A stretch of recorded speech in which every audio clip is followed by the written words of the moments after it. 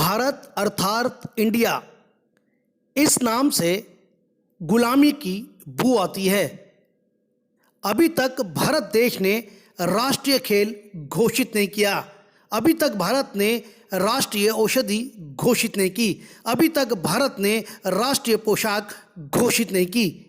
ऐसे कई और तमाम मुद्दे हैं जिस पे हरपाल सिंह राणा जी हमेशा सरकार के संज्ञान में लाते हैं, पत्र व्यवहार करते हैं, आरटीआई लगाते हैं और सरकार का ध्यान इस ओर आकर्षित करते हैं।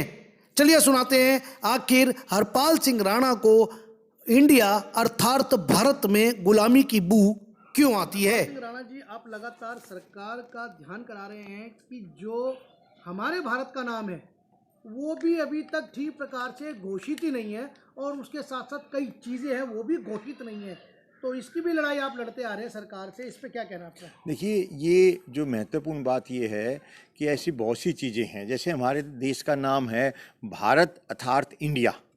ऐसा पूरे संसार में कहीं देखने को नहीं मिलता है कि भारत अर्थात इंडिया का क्या मतलब हुआ।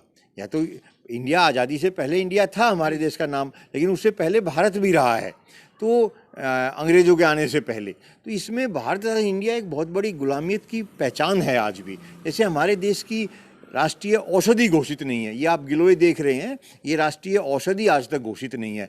ताज्जुब की बात यह है कि हमारे देश का खेल आज तक घोषित नहीं है। लोग अभी भी गूगल पे भी देखते हैं तो कई बार ऐसा आता है कि हॉकी को दिखा दिया जाता है, जबकि ये सच्चाई नहीं है। आज तक हॉकी घोषित नहीं है, मेरे पास लिखित में है। ये राष्ट्रीय औषधि घोषित नहीं है। हॉकी को राष्ट्रीय खेल घोषित करने के संबंध में यह सूचित किया जाता है कि भारत सरकार किसी भी खेल को देश का राष्ट्रीय खेल घोषित नहीं किया है, क्योंकि देखो कितना ये गलत तथ्य वो दे रहे हैं, क्योंकि सरकार का उद्देश्य सभी लोकप्रिय खेलों को, विधाओं को प्रोत्साहित करना है। अब ये 20 चीज़ें ऐसी हैं जो हमारे देश में घोषित की हुई हैं, तो इनको घोषित क्यों किया था? हमारे देश का पक्षी घोषित है, ध्वज घोषित है, हमारे देश का शेर ये घोषित है, रुपया घोषित है, फल घोषित है, वृक्ष घोषित है। तो ये चीज़ें घोषित की गई हैं, जबकि कितना गलत जवाब दे रहे हैं कि हम एक खेल को प्रोत्साहित नहीं करते। ऐसे ही अनेकों और, अगर राष्ट्रीय औषधि की बात करें तो राष्ट्रीय औषधि घोषित नहीं है। राष्ट्रीय औषधि गिलोय को मैं घोषित कराने की प्रयास कर रहा हूँ, सरकार ने लंबे समय से कर रहा हूँ।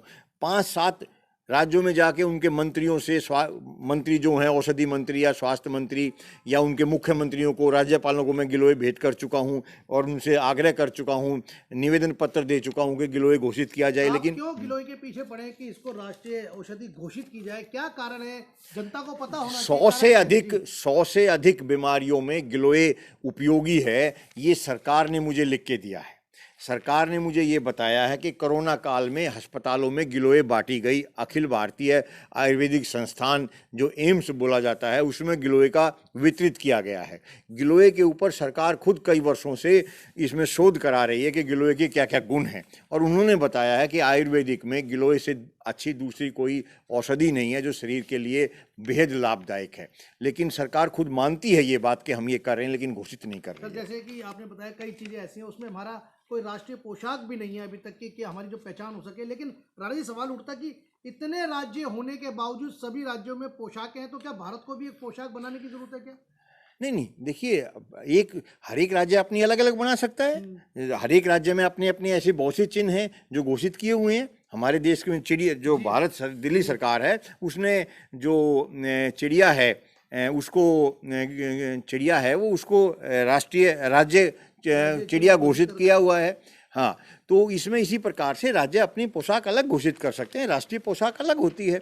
अब ये राष्ट्रीय खेल राज्यों ने, एक राज्य ऐसा है जिसने अपना राज्य खेल घोषित कर रखा है। उत्तराखंड ने अपना राज्य वो घोषित कर दिया है, फुटबॉल को।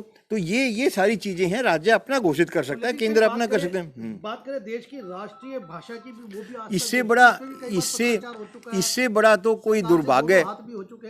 हाँ, ये विश्व का सबसे लंबा धरना जो संघ सेवा आयोग पर चलता था, उसमें मैं शरीक हुआ हूँ, उसमें मैंने हिस्सा लिया है, और वो 14 वर्ष तक चला था, जो 2002 में अटल बिहारी वाजपेयी जी, अडवाणी जी, देश के 3 प्रधानमंत्री और 1 राष्ट्रपति ज्ञानी जैल सिंह जी वहाँ पर बैठ के उस सभा में बैठ के अपना बोलने का इंतजार करते थे। उनके पत्र हमारे पास हैं। वो ये कहते थे कि राष्ट्रीय भाषा घोषित होनी चाहिए, लेकिन दुर्भाग्य इस बात का कि जब माननीय अटल बिहारी वाजपेयी जी खुद प्रधानमंत्री थे 2002 में, जब उनको वो धरना वहाँ से उजाड़ दिया गया, और इसकी एक लंबी कहानी है, वो नहीं चाहते हुए भी उजाड़ा गया, और इसमें अडवाणी जी इच्छुक नहीं थे ये भाषा घोषित हो, और उनके प्रयासों से ऐसा हुआ। और ये दुर्भाग्य ही कहेंगे। देश के नाम की बात करें, देश का नाम है भारत अर्थात इंडिया। इसका क्या मतलब हुआ? ये अभी तक ये सब गुलामियत की निशानी है हमारे देश में, जिसको अभी तक नहीं हटाया जा रहा है। मोदी जी इसमें बहुत प्रयास कर रहे हैं, लेकिन वो कहने में और करने में बहुत अंतर है। एक अंतिम सवाल, कई बार राष्ट्रगान पे भी विवादित बयान आते हैं, वो भी आजकल दोहरे दर्जे में ऐसा है, बिल्कुल। देखिए, राष्ट्रगान में जो आधा गान है वो पाकिस्तान के ऊपर है, जो नदियों का नाम है वो पाकिस्तान में चली गई हैं। ये ऐसे राष्ट्रीय गान जो हैं, हमने राष्ट्रीय गान क्या था? राष्ट्रीय गान एक अंग्रेज से जो व्यक्ति आए थे उनके बेटे के ऊपर गाया गया था। उनके जन गण मन अधिनायक जय हे भारत भाग्य विधाता, उनको भारत भाग्य विधाता बताया गया था। हमने किसी के सम्मान में कोई गान गाया, उसको राष्ट्रीय गान कैसे बनाया जा सकता है? इससे बड़ा दुर्भाग्य और क्या होगा कि हम एक ऐसे व्यक्ति के नाम पे जो अंग्रेज गुलामियत के समय में व्यक्ति ने गाया। सर, बार बार इसको लेके प्रश्न भी उठते रहते हैं, तो आज तक सरकारें सोई क्यों है? इस पे कोई काम, ठोस कदम क्यों नहीं उठाती? देखिए, ये तो सरकारें जान बता सकती हैं, हम तो क्या बताएं, लेकिन कहने का मतलब है कि गुलामियत की निशानी है। इनको अब आज़ादी का अमृत उत्सव भी मनाया गया है, मनाया जा भी रहा है। हमने जो स्वतंत्रता के 75 वर्ष पूरे किए हैं, 100 वर्ष का हम आगे योजना बना रहे हैं। तो मेरा ये कहना है कि हमें इसके ऊपर ध्यान देना चाहिए, सरकारों को इसके ऊपर ध्यान देना चाहिए।